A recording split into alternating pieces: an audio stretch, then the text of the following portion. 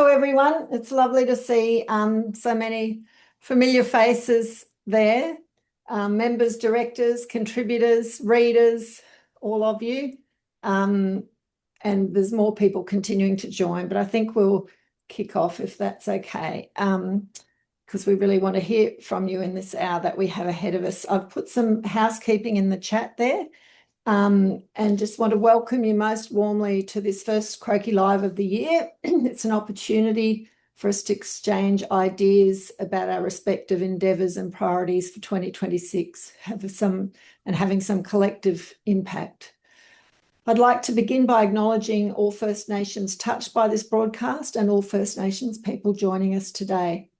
I acknowledge and pay my respects to the Palawa community of Lutruwita, Tasmania, from where I'm joining, to elders and ancestors, and to all who've worked so hard now and in the past in caring for country and for communities. I also pay deep respect to our First Nations colleagues and contributors at Croakey, including our directors and members, and acknowledge our chair, Professor Bronwyn Fredericks, who had been looking forward to hearing from you all today, but had another commitment come up at this time. It's great to see so many of our directors and members here today as well. Another one's just popped on there, Jennifer Doggett, I see. All thanks to all who engage with and support our collective work. As I'm sure many of you felt, 2025 was a tough year, and I acknowledge that summer did not provide much of a break for many people between floods, fires, extreme heat, and other traumatic events. I also acknowledge the amazing work that First Nations organisations and communities have already done in the first month of this year. Your leadership in advocacy, supporting communities, and in truth-telling.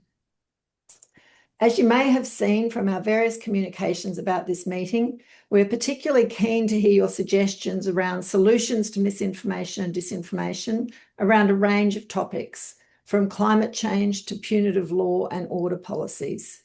As I've mentioned, Professor Bronwyn Fredericks has sent apologies. We also have apologies from VARCHO, who are very interested, obviously, in the justice issues. Professor Anna Peters, CEO of Vic Health, which looks like it had a bit of good news yesterday, who sent an email saying she was sorry she couldn't join, but she fully supported the priorities we were putting forward for discussion. And also apologies from Sue Murray and Croakey member Alison Barrett. Please note the housekeeping details, and also that this webinar will inform related journalism by Croakey editor and journalist Jason Stain. So, we welcome you making any observations you want to keep private, but just let us know. Just say this is not for quoting, or you can use it, but don't attribute it to me. And really encourage you to jump into the chat. You don't have to be contributing verbally. Comments in the chat are always really helpful for our articles and the insights and links that you can share there. So I'll drop some more links into the chat in a minute. And right now, I think I will throw to some of our directors and members to hear what's on your mind as you come to this meeting, what you'd like to see us prioritising this year, and also if you have any questions or calls to action to the other people on the line from, who might be our contributors or other connections to Croakey. So, Alison Verhone, could I throw to you first Yes. As our long-standing director? Absolutely. Happy to talk. Happy New Year, everybody. Nice to see you all online. I guess for me, I think it's really important that we don't lose focus on the fundamentals of the health system. I'm really absolutely 100% behind you with things like climate change, with Aboriginal and Torres Strait Islander health, absolutely with gun control, the hate speech laws, misinformation, disinformation, they're all critical issues. But underpinning all of that is our health system, and particularly the public funded part of the health system, which touches all of us in some way or other in many aspects of our life. So I'd really like to see a bit of a continued focus on that. We've just had a record funding agreement for public hospitals, but it's not really clear to me that there's been significant focus on some of the reforms we know need to happen in the primary health space.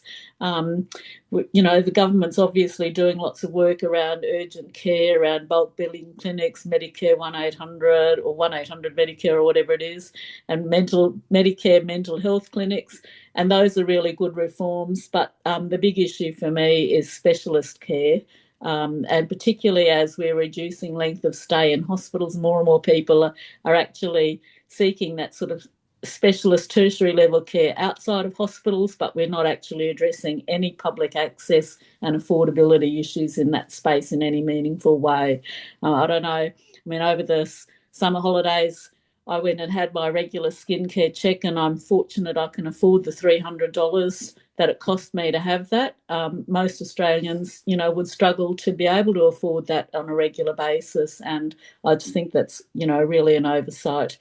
The other area that I think really needs some close attention is some of the changes that have happened as a result of the hospitals agreement around the NDIS, and particularly what Thriving Kids is actually going to look like and how that's going to be funded and how families are going to be adequately supported to receive the care that they need in that space as well. So that's something I'd like to keep an eye on, and also aged care reforms, and those are now starting to bite everybody. Since November or December, people are starting to pay more to access aged care, and yet we see, really long wait times to get even ACAT assessments, let alone home care and access into residential care. So a concentration on what those reform processes actually mean in reality for people needing and wanting to access care.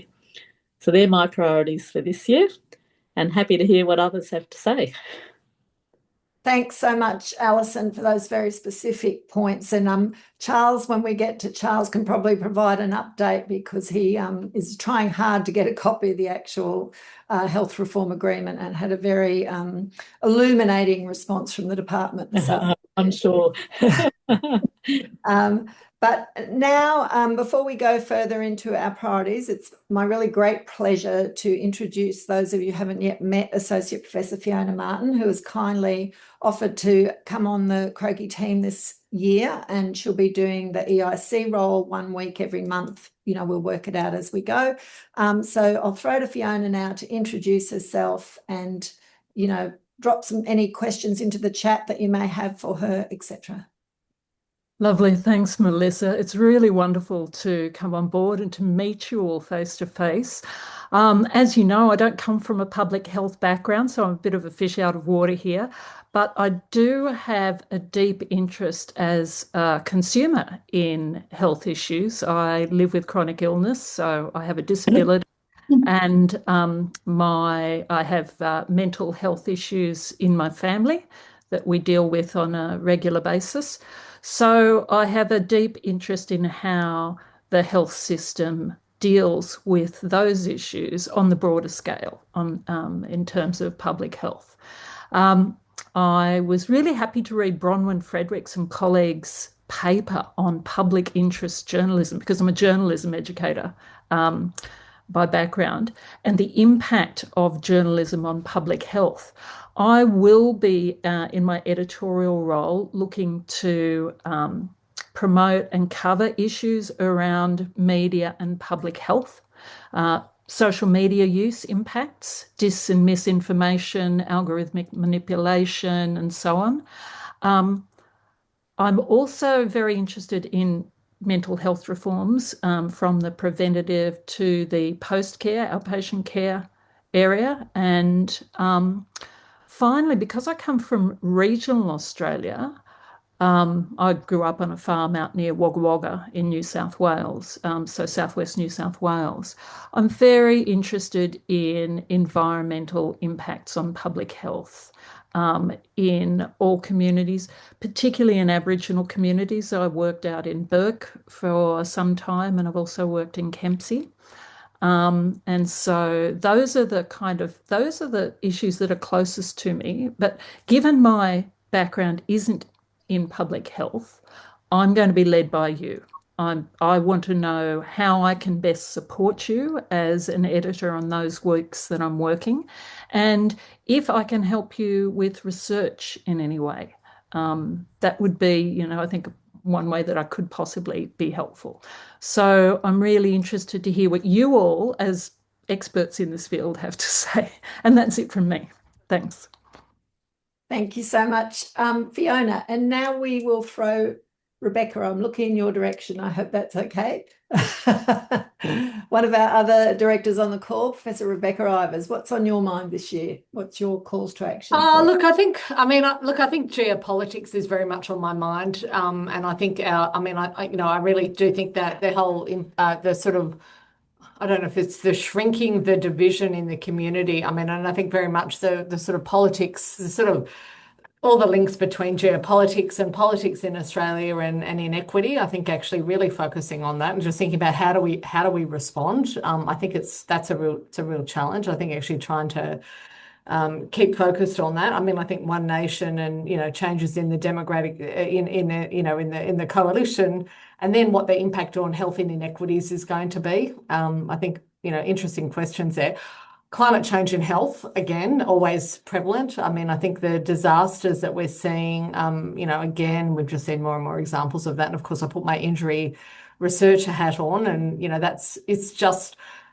I think we need to talk about, prevention and what our role is there and then what our global role is, but then also about how do we build resilient healthcare systems and communities. And that's got to be an ongoing discussion, I think, and we need to do much more work on that. I think it's been really notable how little, in mainstream media, climate change and health, even we're in the middle of major heat waves and it's still kind of just like, oh yeah, by the way, there's fires all over Victoria, watch out. If you live in Victoria, you're a bit more aware, but the rest of the country, it's kind of like, oh yeah, it's just more fires, more floods.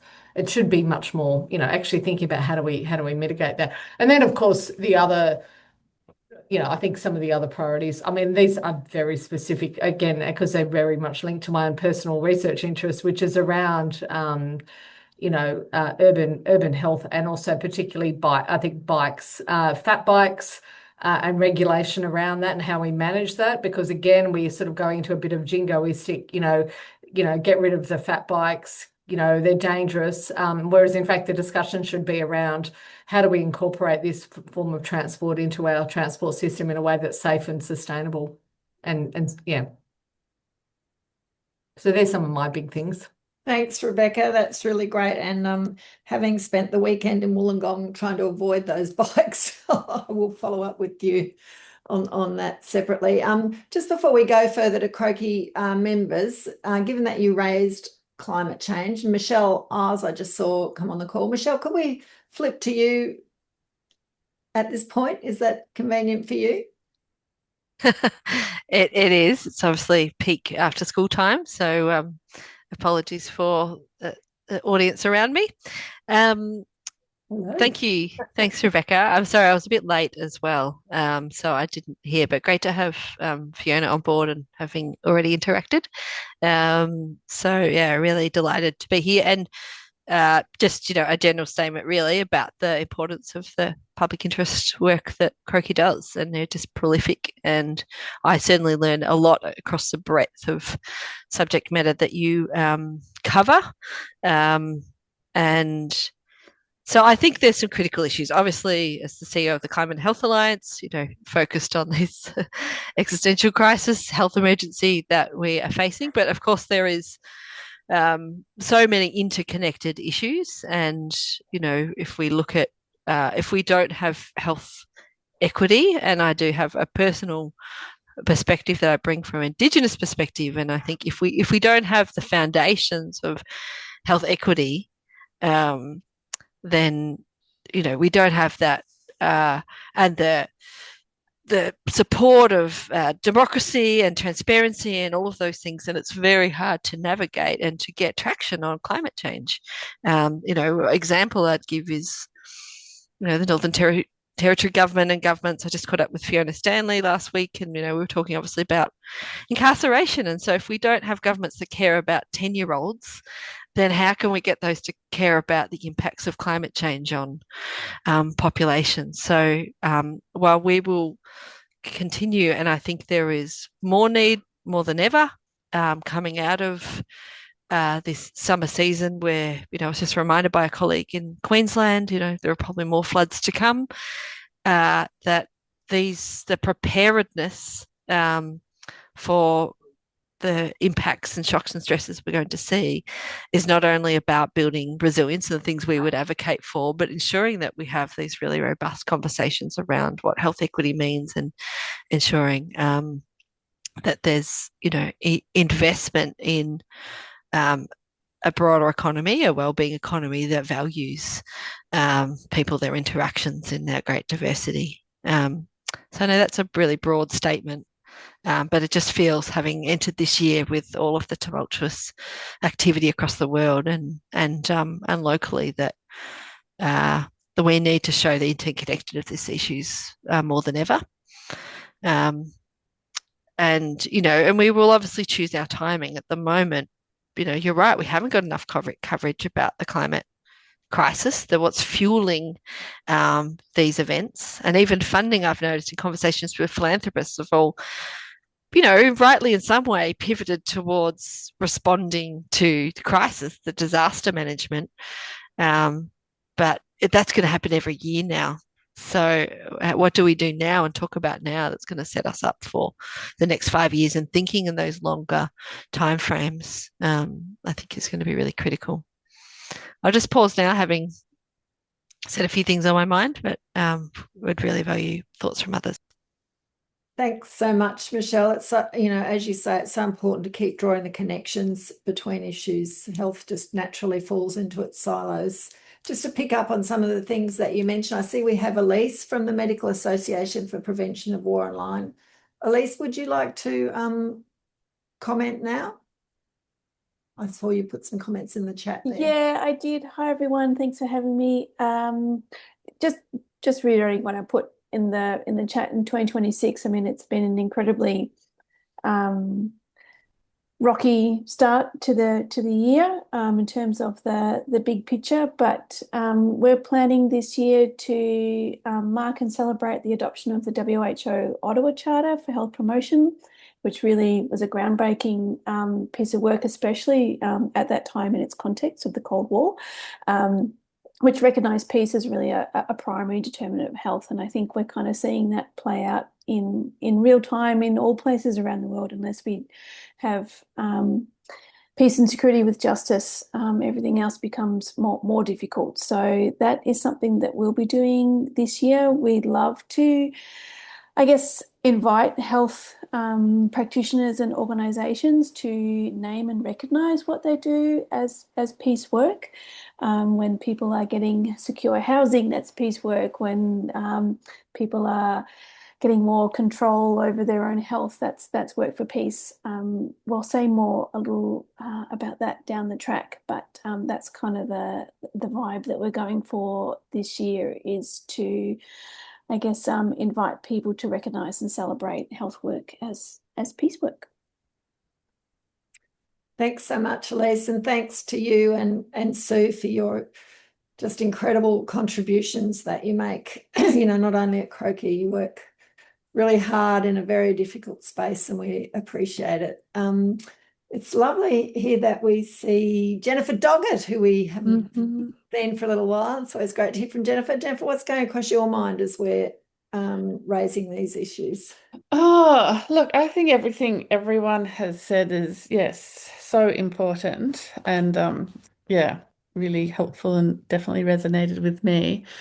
I think, just picking up on something Alison said, I do think that, it is an ongoing issue, isn't it, for Croakey, and probably everyone, all of us that in the public health space, but I think particularly for Croakey, as our main sort of aim is, communication, education, knowledge sharing, that I just feel, there's always this tension, isn't there, between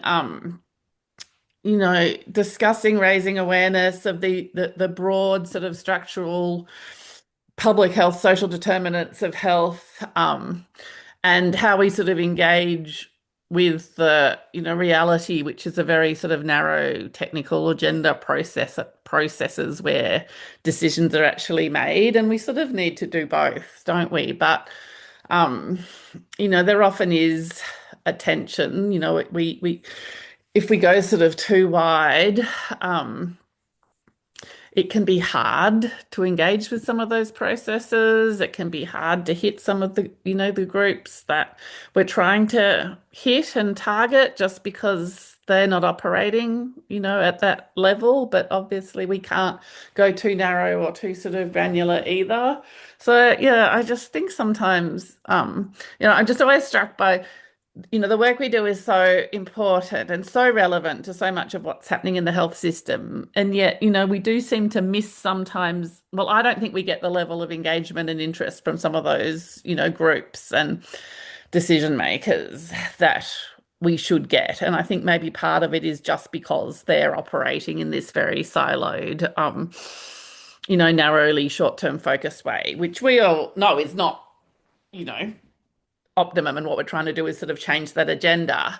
But I guess, there's a bit of incrementalism maybe that we need to kind of engage with, that it's, we can't sort of ignore the fact that that's how the health system operates and that's how decisions is made. And, if we want to influence those processes, then we have to sort of work at that level. And maybe we don't and can't, and it's not a decision. But I just thought, expanding on what I think Alison was sort of alluding to, or what I heard in what Alison was saying, that there just is a bit of a tension there sometimes, that maybe we don't always talk about explicitly.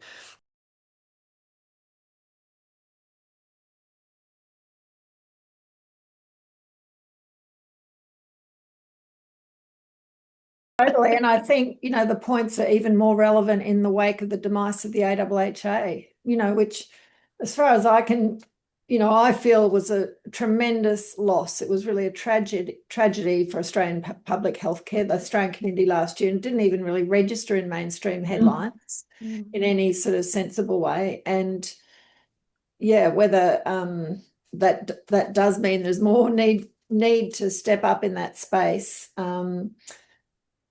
We're very, very fortunate to have Charles and Leslie doing their very deep dives each week. I don't know about you, but every time I edit and read their columns, I learn a lot, even though I'm paying attention, across multiple platforms all the time. So really a big shout out, to you too, because it's a massive pro bono contribution that you make. And I know a lot of people go off to play golf, but you are putting so much of your time into providing this really massive service. So big thanks to you. And well, maybe, I sort of would like to flick to Sharon Friel, because I know she's in this boat, and her colleagues, in terms of trying to shift intransigent sort of silos and thinking. So maybe we go to Sharon and, your reflections on the points that Jennifer and Alison have made, and how it relates to your work. And then maybe we can hear from Charles and Leslie as well. How does that sound? Yeah, good day. Hello, everybody. Coming to you from Ngunnawal and Ngambri lands. Look, I think it's the perennial challenge, and I think it's vitally, vitally important that we have a voice, an authoritative voice like Croakey, that keeps reiterating this sort of sisterhood between the healthcare system and all of these other systems. And it's the thing,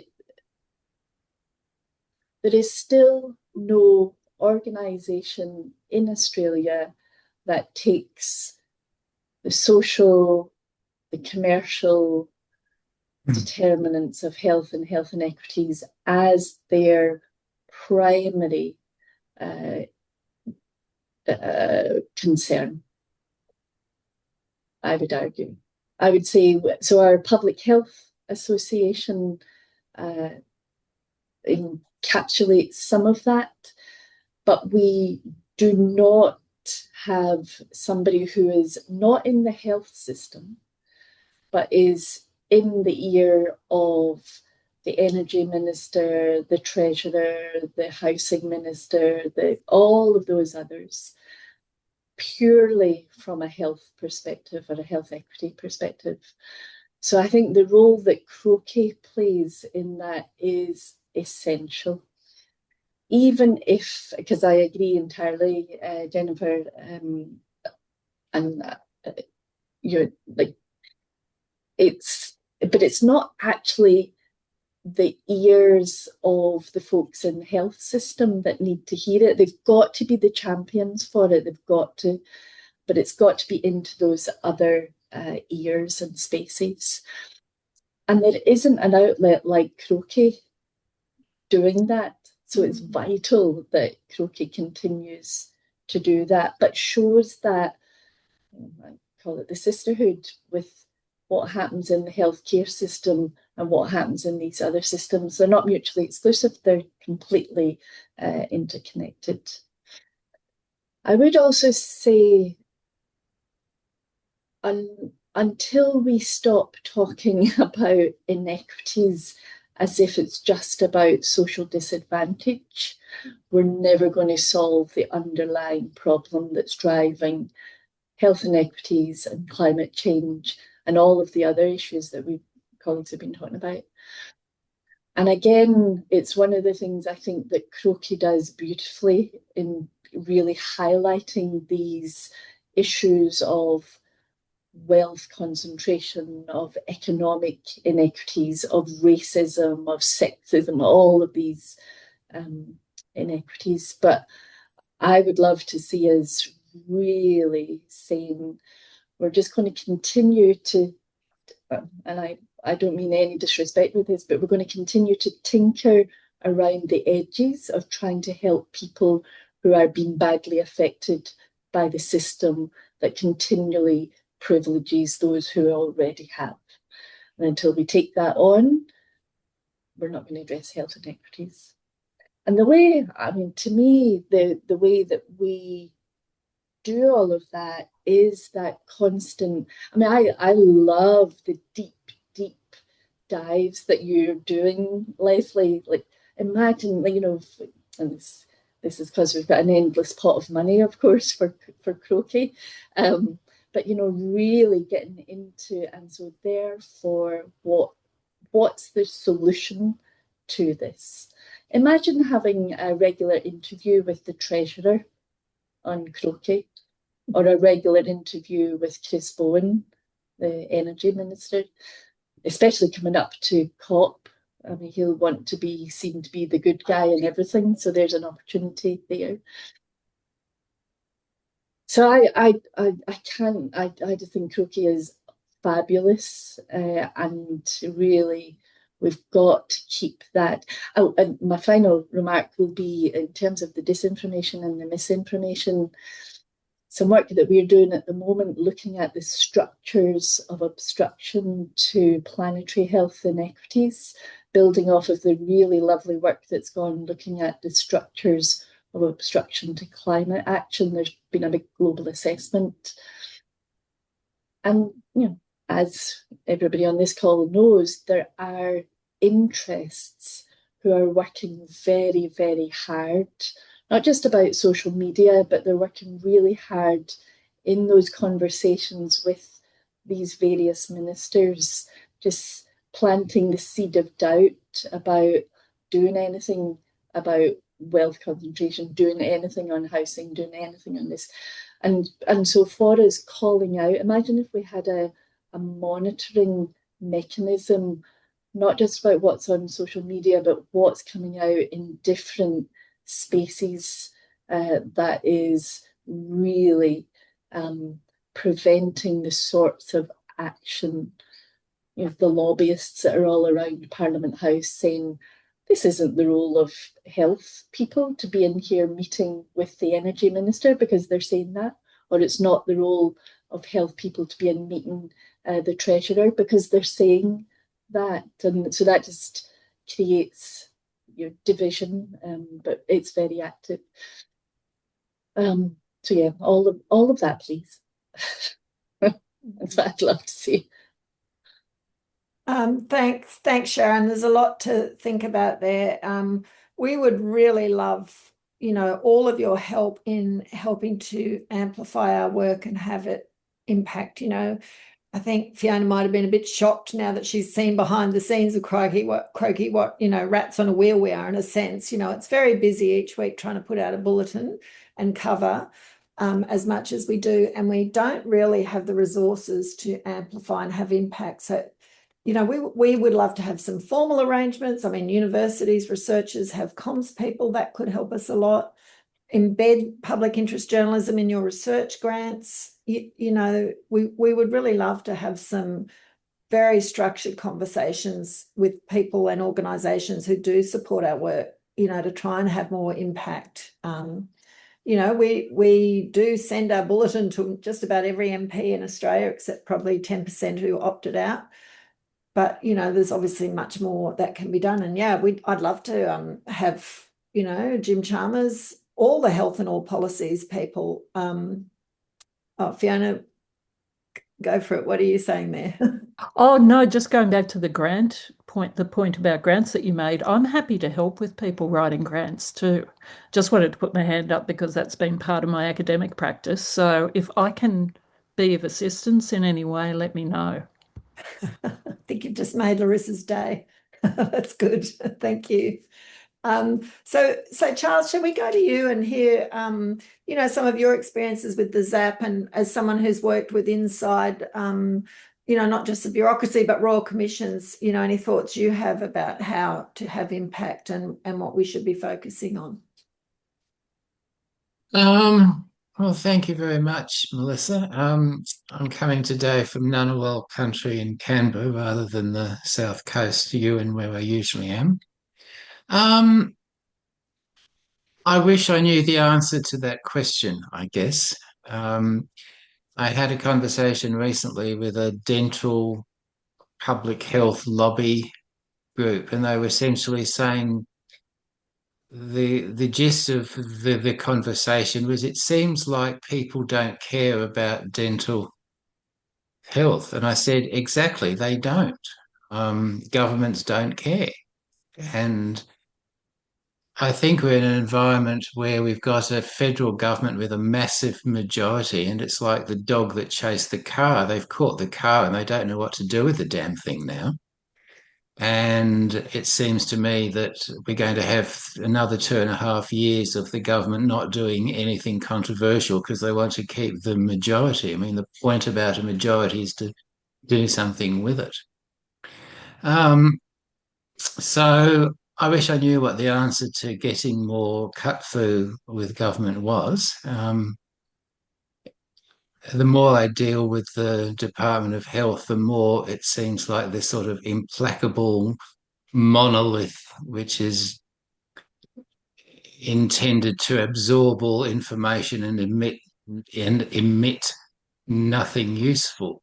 So this afternoon, Melissa suggested I might like to ask them for a copy of the National Health Reform Agreement, which was signed with great fanfare on Friday at National Cabinet. And so I duly asked, and I got an answer that says it's not available.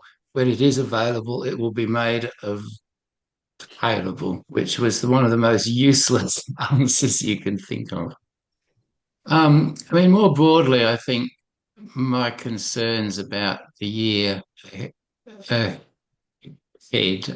and what we should be focusing on is actually trying to get governments to acknowledge there are things in health specifically and public health and social determinants of health more generally, that there are things that government can do that weren't in the election manifesto last May. And I think we've, various people this afternoon have mentioned some of them. I mean, the cost of specialist medical care is an outstanding one.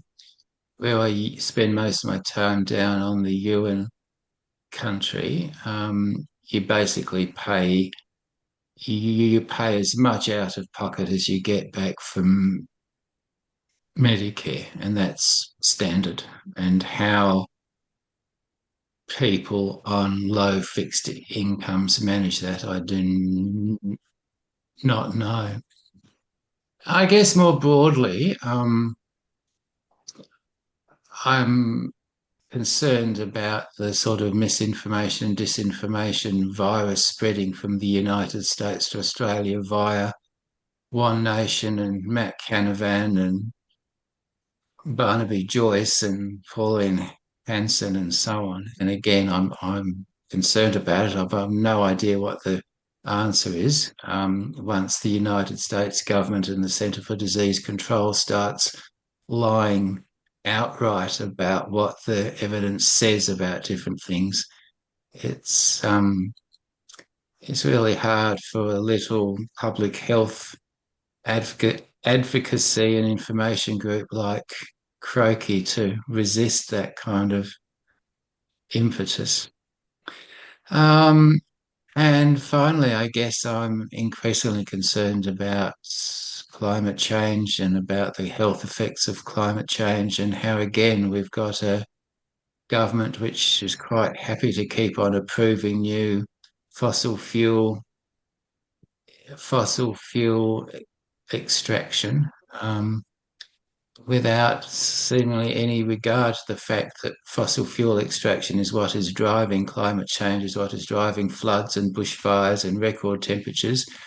This last week in Canberra, I think there were 3 days, it was 40 degrees plus. When I came to Canberra 50 years ago, it would have been front page news in the Canberra Times in 80-point headlines if you got one day that was 40 degree plus, far less 3.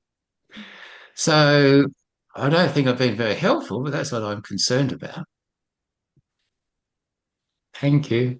Thanks, Charles. You are always helpful. No, I appreciate all those thoughts and suggestions. And there's an obvious segue into Leslie Russell there, because I did see Leslie accuse the US CDC of lying on social media just an hour ago, I think. Leslie, would you like to chime in now? Yes. Hello, everybody. I'm coming to you from Gadigal country. And I'm probably going to say pretty much what's already been said, but perhaps with my usual fairly political focus. So I've been pretty concerned in 2025 about the impacts of what's happening in the United States on Australia, and the fact that we've become a bit blasé about it, and we need to be anxious every single time something comes out and call it out. But of course, part of the problem is it's like drinking from a fire hose and responding to everything that Trump and his cohort says is almost impossible. My concern here could probably be summarized in 2 short phrases. One is that there's a policy vacuum and a timid government. When the Albanese government came to power, it was pretty obvious that they were probably going to get 2 terms. And we were encouraged by the initial language that suggested that they were going to work as if they had 2 terms. To be brutally honest, I think they've been dragged kicking and screaming to address only when they have to every single issue that has come up. That doesn't mean I think everything that they've done has been wrong. I mean, I think by and large, details yet unknown, the NHRA is probably as good as we're going to get. But they're not really thinking boldly. And now, as the coalition falls apart and it looks like they'll be in power for even longer, there's yet another opportunity for them to think bold and to think long term. I fear that come this budget, we will hear a lot about the money that has already been spent. And I'm not sure that everything that needs to be done necessarily requires lots of new money, but it certainly requires lots of new ways of thinking, and it requires the development of lots of different consortia across groups to make some of these things happen. It's interesting that the three things I was thinking about before I came to the meeting tonight have been that are the most important, have been echoed by others. So I see a focus on prevention, a focus on integration, and I mean integration across a number of issues, across health and healthcare, but across primary care and acute care, across acute care and aged care, and rehabilitation, and mental health as a factor in all of those things. So we don't do integration very well, and there's a lot. It would make people's lives easier, and I believe there is money to be saved in integration. And the other, of course, are inequalities at all sorts of levels, everything from being able to afford your regular visit to the dermatologist. My dermatologist is much more expensive than yours, Alison, and I'm very grateful that I can afford the out-of-pocket cost. But everything from that to the grosser issues, perhaps gross is not the right word, the bigger issues of housing, transportation, nutrition, those sorts of things. So I would really like to see Croakey leading consortia to address these issues and to get some long-term government investment.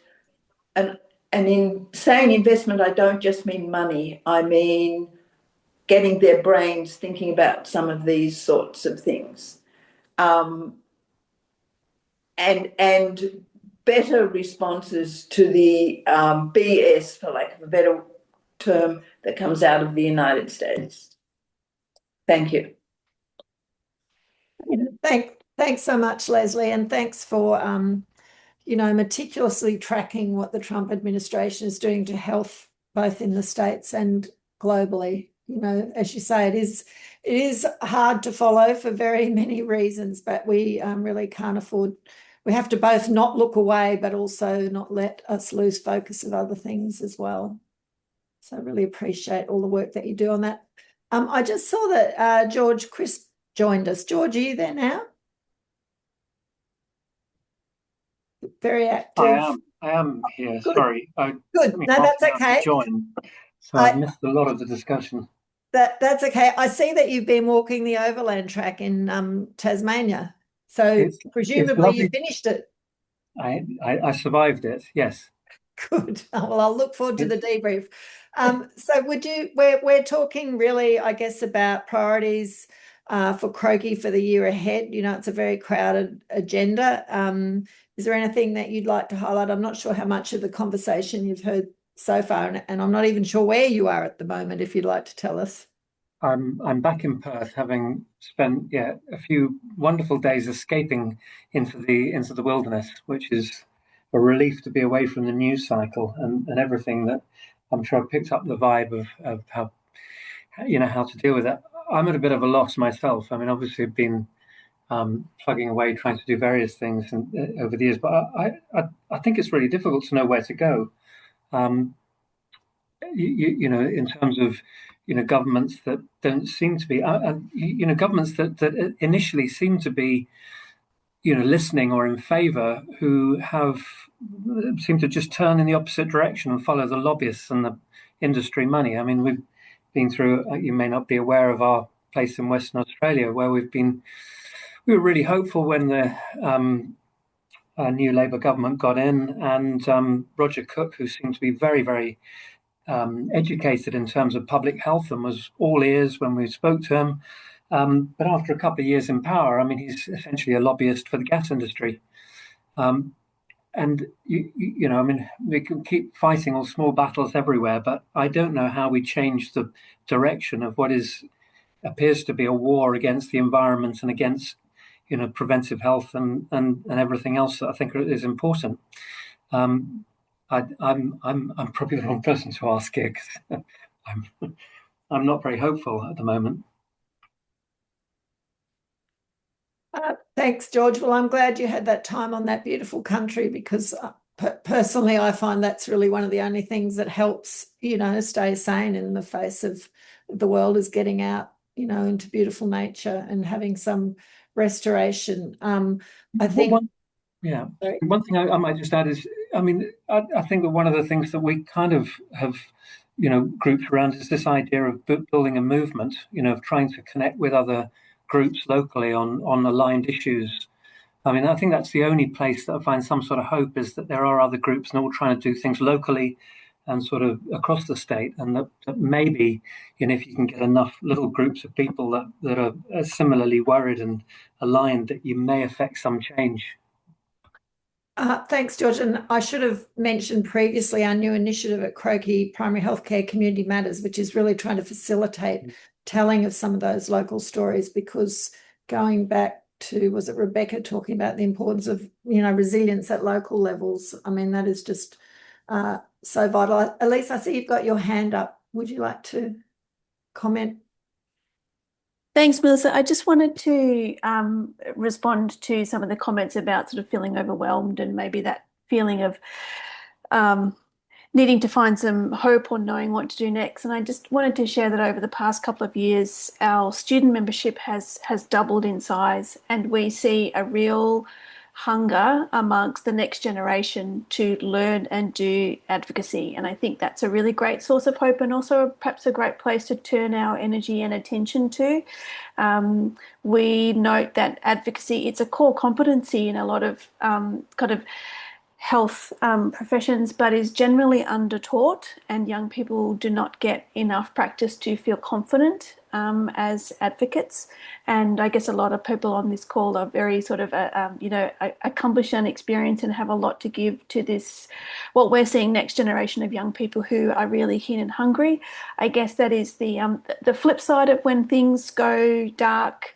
There's an opportunity for everyone to kind of reassess what's valuable, and how the things that we treasure, that we work so hard to get, we can also lose without sort of vigilance and constant effort. And I believe that is sort of the corollary of what we're seeing at the moment, is that we have another generation of young people who are, really seeing in real time how things that are important can be lost, and how hard it is to gain the good stuff, but are really prepared to do the work. So I think this is a great place to focus and put energy into, and somewhere where I think Croakey is really, really well positioned to make a real impact. Giving young people a space to publish, giving them a chance to hone their skills, giving them the chance to connect with others, and see the impact that they can make, I think is a really, it's a beacon of hope, but it's also really great work as well. Thank you. I'll leave it there. Thanks, Elise. That's such important points, and it also really reinforces the importance of all this work, doesn't it, for young people and future generations. And on that, to acknowledge, I think Michelle might have just gone, but I was just going to say, she has organised a great article for us from some of the young people working with Kaha. So Ruth, did you want to jump in? It'd be good to hear from you. Thank you. Hello, everyone. And thank you, everyone, for just being so honest and productive today. And thank you for all the people who already do contribute to Croakey. And I think that's a beautiful note to start to involve young voices. I think that's something we always need to keep in mind. Today I am in Bourke on Nemba country, and this is where there's a crossroads of a lot of the things that we've been talking about today. If you're in Bourke, you've just been through a week of 46 degrees plus in temperature. And I can tell you, the young people that work in the project that we've got here said it was just a ghost town for a whole week. No one even left where they were. It was insufferable. Look, it's also a place, some other ladies came and talked to me today about how they were going to use the opportunity of a census year to actually count how many people they have in the insecure housing in Burke and actually bring that to political attention, because nobody even knows. It's just, they know it's a problem, but it's not even measured. And of course, you just have to walk around the street here to see the horrific impact of racism on a whole town and a whole community.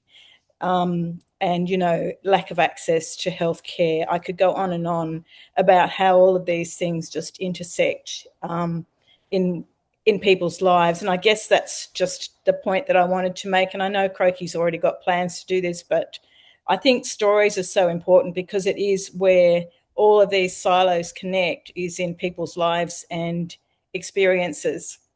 And I guess I hope that our role can be to sort of to gather these stories and to listen to them and to promulgate them, but also to sort of try and disentangle and to elevate them to the sort of conceptual level that we've been talking about today. So that's what I would like to see continue to happen, and to happen more in the coming year. Thank you, Ruth. Prepare to be hit up for some stories from Burke. Chelsea, could we go to you now and really also, just to acknowledge the great contributions that you and Sharon have made, writing the series for Croakey, and just general ongoing engagement. We really appreciate it. And I guess Ruth's points also go to, your bringing stories to the big issues that you're grappling with as well. So what's on your mind at this stage of the Zoom? Yeah, thanks, Melissa. It's great to hear from everybody, and I'm concerned about all the same things as you. So I won't reiterate that, but I think perhaps where some of my concerns lay that are a little bit different or further upstream in some ways is just thinking about and looking at the potential and actual misdirection that comes from talking about health through an economic lens, thinking about the economic system, funding possibilities, where limitations exist, all of these kind of things. Over the years, what I think has become really clear and is very, very evident today is that we have inequity in our society that is existing because it's a choice. It's a choice of how governments spend money, and not a choice of whether money, and not a reality of whether money is available. And this is a really key thing that I think needs to get highlighted more in conversations about healthcare, the healthcare system, what can happen in a systems perspective. So wherever policy comes up for me, I'm really thinking about and looking at cutting through the jargon, the misdirection that often comes when we use an economic argument, when we talk about what is possible versus what isn't, what money is available versus what isn't, and why the status quo exists. And it exists to help one strata of society because we've decided that it's okay that another strata of society can go without. So, for example, when we talk about what funding is available and making a good case for spending on things like the health impacts of climate change, we actually really have to have a conversation and a policy discourse that includes consumption patterns that are driving the crisis and changing those in the economic system. So not supporting a system that is facilitating government policy that's perpetuating this problem. So when we're talking about government money that's being spent on fossil fuels, instead of using that money to accelerate the energy transition, that's an economic choice. That is not because there is no other money, or taxpayer money being used to fund AUKUS rather than funding the National Preventive Health Strategy. These are all possibilities. We don't have to fund AUKUS. We can spend money somewhere else. It's just what we accept is okay. And so from a Croakey perspective, I think that there's real opportunity and real value in continually highlighting those choices, revealing them where they exist as policy comes up, as it's being debated in Parliament, through the submission processes, royal commissions, all of those things. So for me, it's really about continually investigating where those choices are occurring and then advocating through that different choices. For me, that means looking at the wellbeing economy as a really good policy tool, but there are a lot of other ways that we can do it out there. So I think, that as a priority for Croakey is front and center in my mind anyway. Thank you so much, Chelsea, and we'll be calling upon you to help us with that. I was just going to go to Marjorie, but I think she might have left the Zoom. She did put a note in about the importance of local government in this space. And, if anyone has connections with the Australian Local Government Association, please feel free to introduce us, because we really would like to engage with them, at quite a number of levels at Croakey, from editorial to projects and funding, etc. So that would be much appreciated. Now, I'm just conscious we've got a few more people.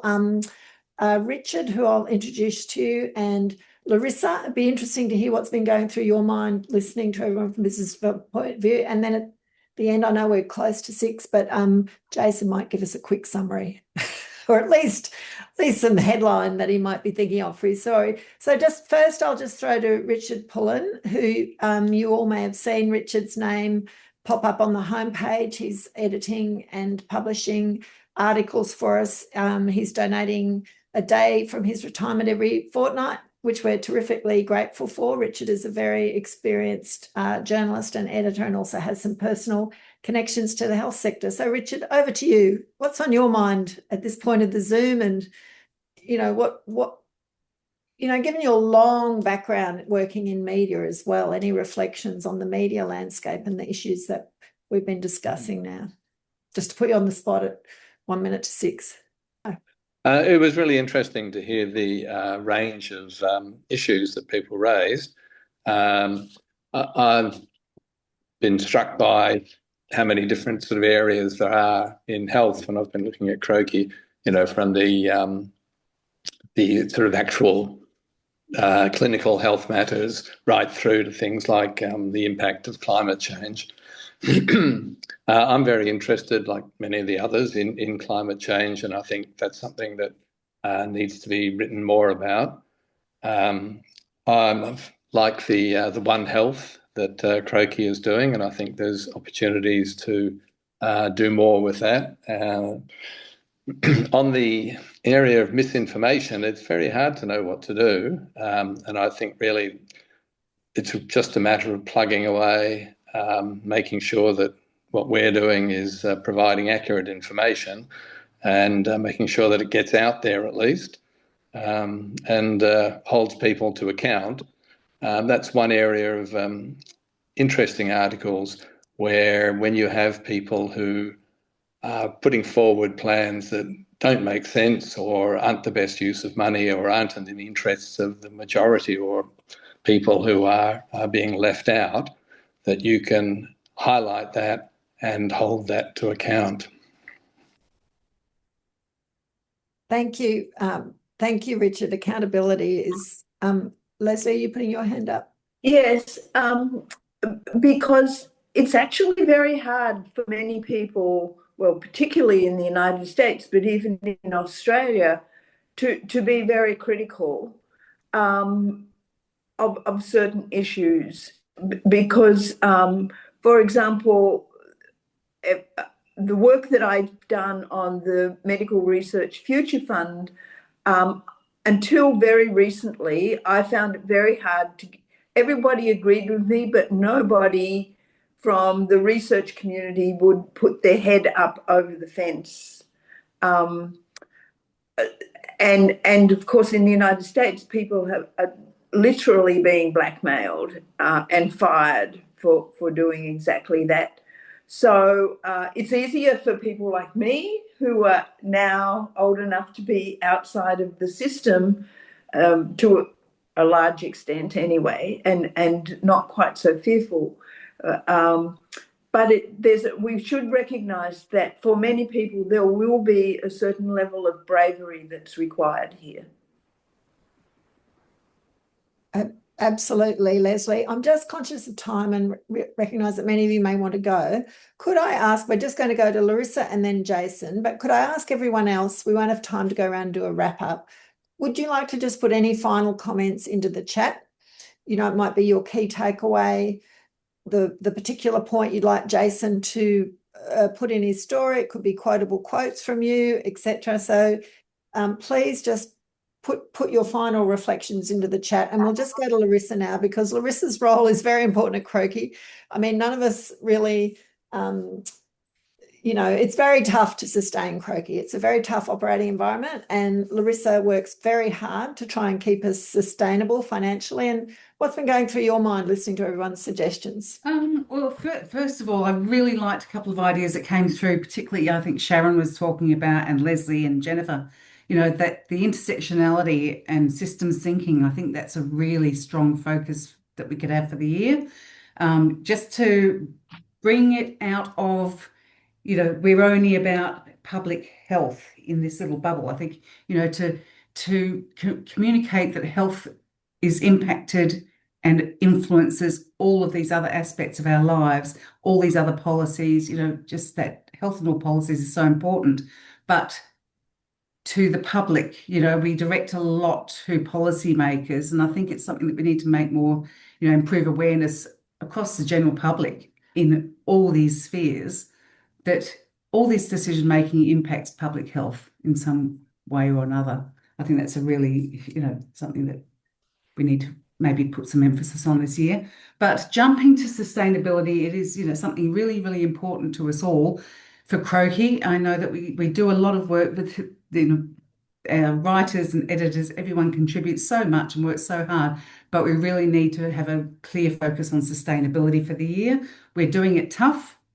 We need some funding. So however that comes through, we've got a few different options, and we'd love for everyone to share this with colleagues, networks, people who are involved in research, community projects around health, climate, all of these things. We've got the primary healthcare portal.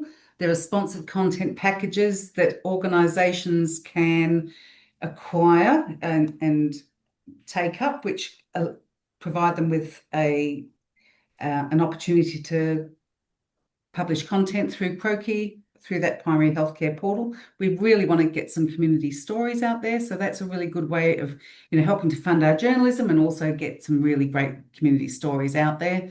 Consortium membership, we've got our consortium membership has dropped off largely due to people's funding being cut, organisations' funding being cut. A lot of our consortium members were not-for-profits and for-purpose organisations themselves. And so as everyone's doing it tougher, willingness and ability to fund, be a consortium member with Croakey also is affected by that. What else do we have? The conference news service. We've got a couple of discussions going on at the moment around some upcoming conferences, but if anyone comes across conferences that they become aware of, or events, symposia, even area regional meetings around health, climate, any of these things, please reach out, send share the link to info@croakey.org, and one of us will pick it up and we'll be able to just reach out. Or even if you have to do an introduction, that would be really valuable. And, we can have a discussion around how we can support organisations with their conference and disseminating all that knowledge that comes out of those sorts of events.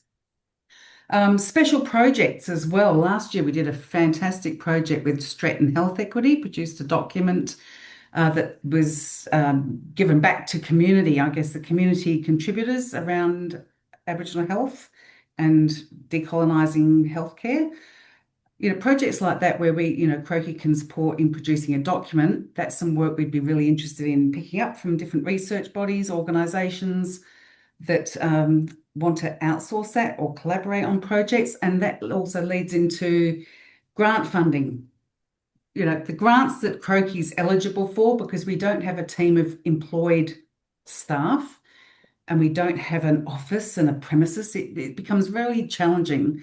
We just, something looks appealing, we go through the criteria and go, oh, it doesn't fit for Croakey, or because our coverage is national rather than is defined to a specific area. So if anyone becomes aware of grants, other funding opportunities, please let us know. Shoot us a quick email or a message.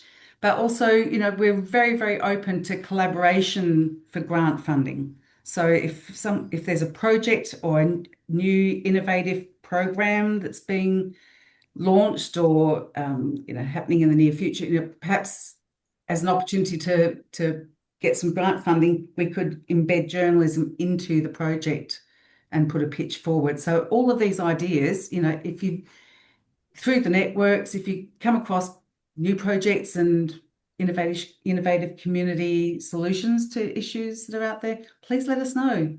And we can, really work hard to bring some funding in and fund the journalism and be even more prolific.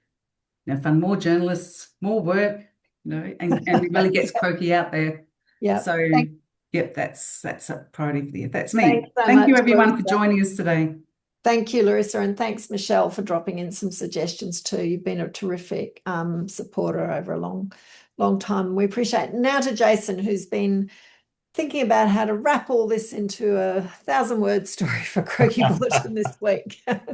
So as Jason is going to give us his summary, please feel free to drop in some headlines into the chat just to help the editors. So Jason, what's your takeaway? And tell people a bit about your background too, so they know the different perspectives that you're coming from. Yeah, well, thanks, Melissa, and hi everyone. I'm here in Canberra on Ngunnawal land. My background is as a journalist from a wide range of outlets, from AAP to Dow Jones and various other ones around the world. And yeah, I've been in Canberra here for the past 7 years or so, since we relocated from Delhi, where we'd been living for about a decade. I think from the chat tonight, I'll be really quick because I'm conscious of the time, but I think the three things that I pulled out as big themes was that Australia's in a bit of a policy holding pattern, or I think the great line was a policy vacuum and a timid government. I think that was Leslie's. I'm going to use that if I can. Where we're aware of the problems, but we're just not, or the government is just not willing to act decisively. And it is an eternal mystery to me why you would blow a majority like Labor has. The other one is the idea, which has come a few times, the idea that health's inseparable from other systems, but we're often treating it as a siloed category. And the third big one, I'm not saying these are the only three, but just from my notes from the conversation, that external shocks are reshaping or shaping the health conversation here in a very bad way, and how that plays out is going to be very interesting in a not nice way over the next year and as we come up to the next election. And finally, some really, really good ideas that I liked the sound of, like interviews with key ministers that are beyond health, and the idea of getting more youth voices into Croakey.